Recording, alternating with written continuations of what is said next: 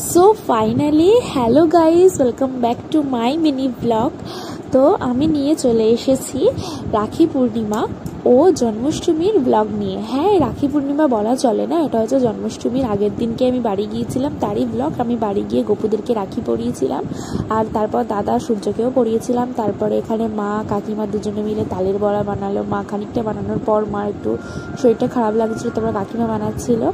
তারপরে এখানে আমি গোপুদেরকে তিনজনকে না অনেকজন বাড়িতে এবছর প্রচুর গপু এসেছিল, তো সবাইকে রাখি পরিয়েছিলাম। আর আমি ইচ্ছে করে বেশি তাদের জন্য ভোগ প্রসাদ নিয়ে যাইনি, কারণ হচ্ছে তার পরের দিনে জন্মাষ্টমী ছিল, সব অনেক প্রসাদ হবে, ওই জন্য আমি গোপালদের ফেভারিট মিষ্টিটাই নিয়ে গিয়েছিলাম। আর তারপরে আমার মা একটু শরীরটা ঠিক হওয়ার পর আবার দুধ জাল দিয়ে আমার মা এখানে কালাকাঁদ বানাচ্ছিল, যে মিষ্টিটা জাস্ট অসাধারণ হয়েছিল। বাট শরীরটা খারাপ হওয়ার কারণে মা সবটার আগের দিন রাত্রেবেলায় বানিয়ে উঠতে পারেনি, খানিকটা ছানা রেখে দিয়েছিল, পরের দিন বানিয়েছিল। আর এইটা হচ্ছে পরের দিন সকালবেলা। দেখো কাকিমা সব আনাজ টানাজ কেটে দিয়েছে, সূর্য চা খেতে চলে এসছে, খাওয়াও হয়ে গেছিলো। আর বৌদি এখানে প্রত্যেকবারের মতো এবারেও সব রকম ভাজাভুজি দায়িত্ব নিয়ে নিয়েছে। বৌদি ভাজাভুজি করছিল আর মা এখানে সন্দেশটা রেডি করছিল। আগের দিন শরীর খারাপ হওয়ার কারণে মা খানিকটা তৈরি করে রেখেছিল আর পরের দিনে সবটা করেছিল। আর এখানে আমার মার ফাইনালি কালাকাঁদ জমতে দেওয়ার জন্য রেডি হয়ে গেছে। বাট এটা কালাকাঁদের থেকে বেশি আমাদের যেটা কাঁচাগোল্লা হয় ওইটা বেশি ভালো টেস্ট হয়েছিল। আর তারপর বৌদি এখানে সব ভাজাভুজিগুলো রেডি করছে। তারপর এখানে কাকিমা নারকেল নাড়ু বানাচ্ছে। আর তারপর ওখানে মা তরকারি, লুচি, সুজি অনেক কিছুই বানিয়েছিল।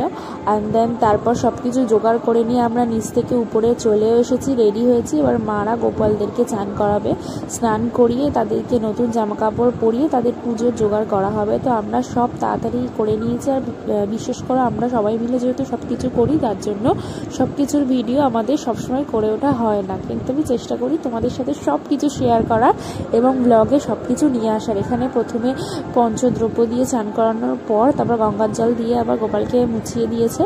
আর তারপর কাকিমাও এখানে স্নান করাচ্ছিল। দেখো এটা হচ্ছে আমার মাসির বাড়ির গোপুরা, তারাও মাসির বাড়িতে ঘুরতে এসেছিলো বলে তাই মাসি আরও আমাদের এই বাড়িতে 2-3টে গপু বেশি ছিল। আর তারপর কাকিমা তার গোপালকে চান করালো। তারপর বৌদি, মা, কাকিমা সবাই মিলে ড্রেস পরাচ্ছিল।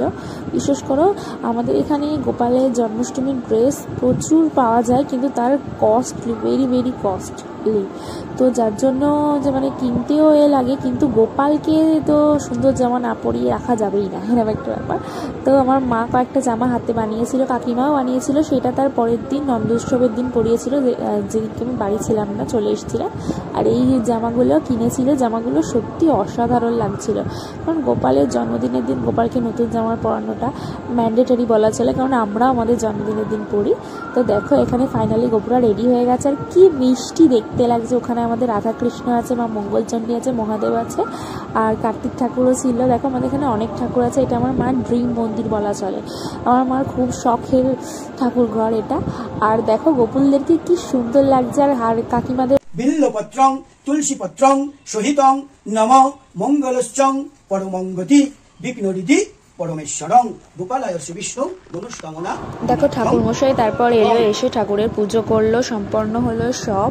তারপর আমরা গোপালের প্রসাদ খেলাম। আর সত্যি বলতে অনেকটা দেরি হয়ে গিয়েছিল বলে সব ভিডিও ক্যাপচার করা হয়নি।